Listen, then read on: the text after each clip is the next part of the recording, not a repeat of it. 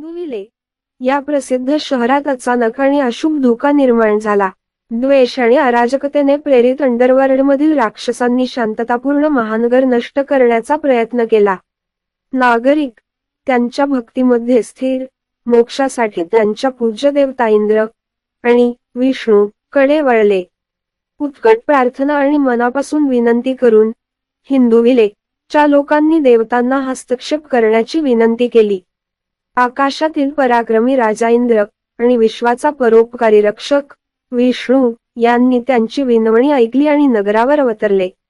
कृपेने आणि शौर्याने देवतांनी आसुरी शक्तींचा सामना केला. त्यांच्या दैवी शक्तींनी अग्निखिमे रस्त्यावर प्रकाश टाकला. इंद्राने आपल्या विश्वासू वज्र या वज्राच्या सहाय्याने राक्षसांना अचूक आणि सामर्थ्याने मारले. विष्णू ने आपल्या खगोलीय चकत्या सुदर्शनासह शत्रूच्या तुकड्या सहजतेने कापल्या.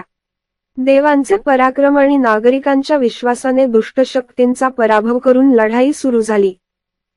स्थिरावल्यावर शहर विजयी झाले.